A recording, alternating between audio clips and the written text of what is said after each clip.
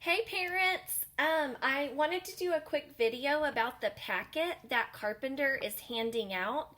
I went at lunchtime today to pick one up so that I could see what was inside. And I've been looking through it and I wanted to kind of walk you through um, how to use it, some modifications in case you don't have the materials that are listed, and also modifications based on your child's ability. So I'm going to take you through the packets. The first one I'm going to do is um, literacy and math. And then I'm going to do a second video with science and social studies in it. So here we go. I'm going to start with just introducing the packet. So when you pick this up at school, there's going to be a bag, and inside the bag is a packet and 2 pencils, and you can keep everything that you pick up. So on the front page of the packet, there's a little informational letter in English and Spanish, and you can read through that, and it tells you how to access all the online resources. Then the second, third, and fourth pages are kind of a tentative daily schedule for when you're doing school at home. So it outlines just like different things you can do. You don't have to stick to this schedule. It's kind of good to have a little outline, but something I wanted to point out is this schedule is only about an hour and a half a day.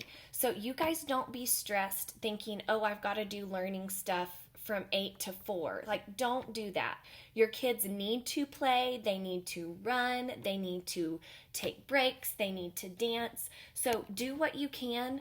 But if you're doing school for an hour a day, great. If you're taking 15 minutes every hour or every 2 hours to do a learning activity, that's great. That is plenty. Don't, get stressed trying to do stuff all day. Just do what you can. If you do one activity a day, that's great.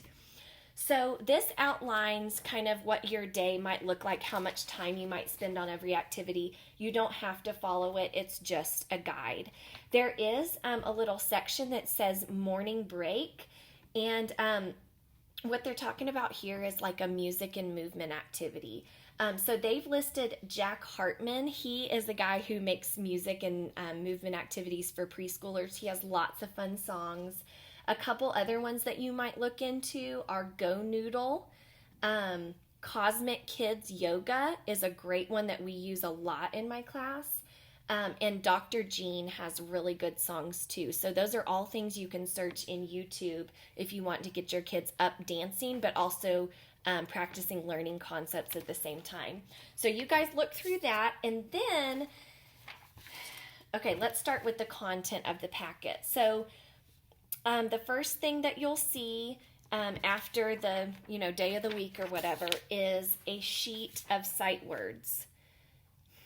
I'm here to tell you we don't do sight words in preschool. I don't know who made these packets. It doesn't matter, but you don't need to do these sight words. If you want to, that's great. So I wrote a little note for myself that sight words are not a preschool skill, but you can do them if you want. I would say a good guide for that is like if your child has already mastered identifying all uppercase and lowercase letters, they're ready for sight words. If they've not, don't even think about this, just keep working on letters. So what I would suggest doing with sight words, if you are going to do them, if you have one of those later learners that already has mastered all of their letters, is just when you're reading stories, see if you can search and find them on the pages. Don't make it a drill.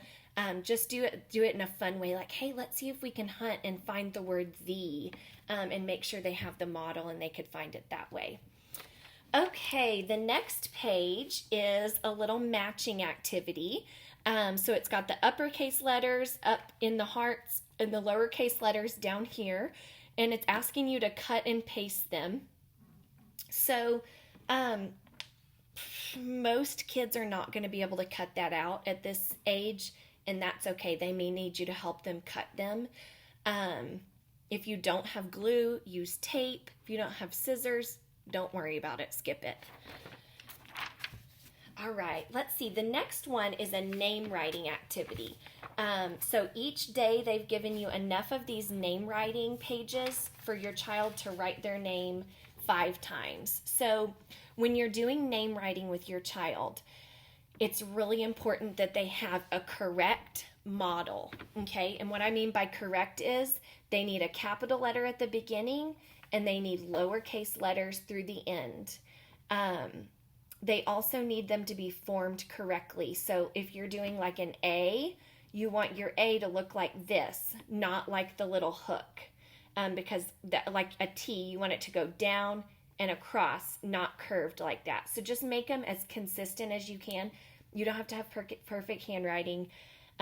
Just try to make it, as legible as you can for them to copy, and make sure that each of your letters is spaced out. So you're going to have a model for them to write their name. So if this is me writing Sydney, I've got a model, and then they're going to come underneath it and they're going to write their name. Now, on the next few pages, I'm going to show you what your child's name might look like at different stages of writing development. So this would be the earliest stage. These are called letter-like forms. And if you write your child's name and they're writing these letter-like forms underneath or something similar, just marks, circles, lines, anything like that, that's great. That means they're at the letter-like form stage of development. And if they're doing this, that is very developmentally appropriate for a 3, 4, and early 5, okay? As they get older and develop their fine motor skills and their visual acuity to look at write what they see, this will move more toward letters that are generally looking like letters but are not formed correctly. So the next step up would be this. So you can see that, this is me doing it. So you can see I've got a Y, but it's backwards. I've got an S with an extra curve. I've got a D that's kind of too long at the bottom. My E pretty much looks like it, but I've drawn it my way. So this is going to be your next stage. So it is letters that look similar to the letters that you've written above. This is really great. So this is where most of my middle learners are going to be, my middle writers at ages 4 and 5. All right, the next one is where you're making appropriate letters, but maybe they're turned backwards or they're all capitalized. Kids are more familiar with capital letters, and that's why they write them.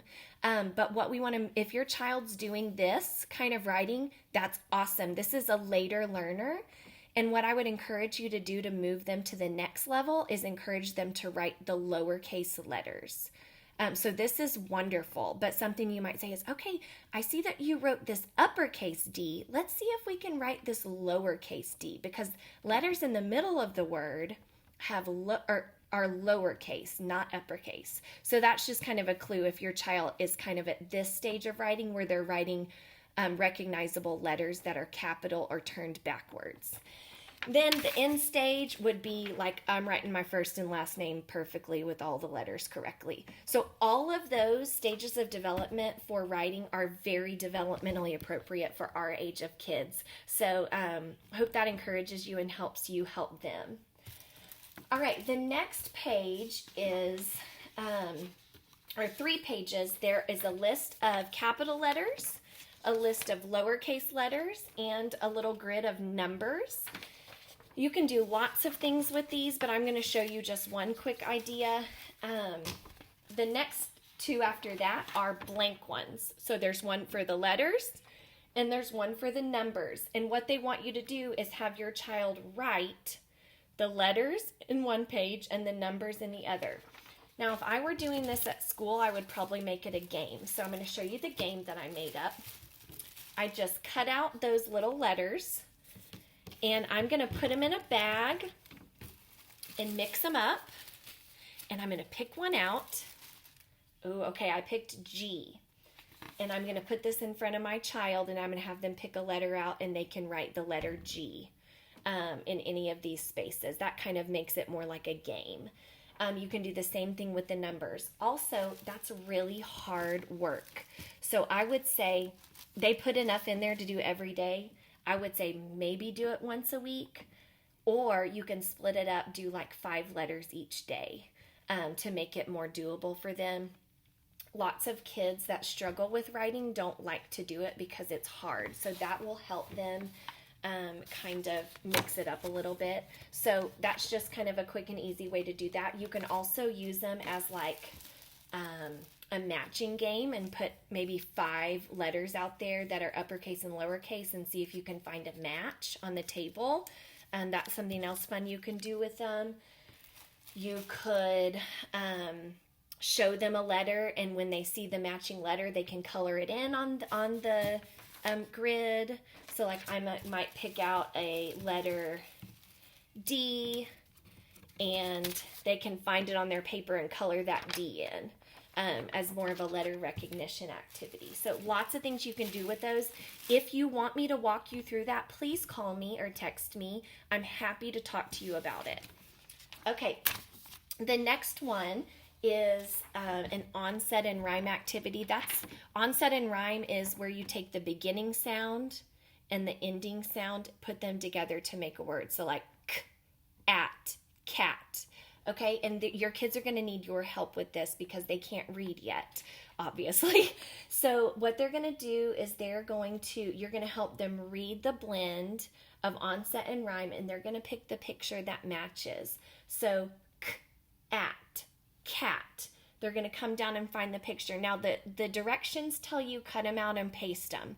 You can do that if you want. If you don't have scissors and glue at home, guess what? You can just take your pencil or crayon or marker and draw a line. So let's see, the next one is b, at, bat.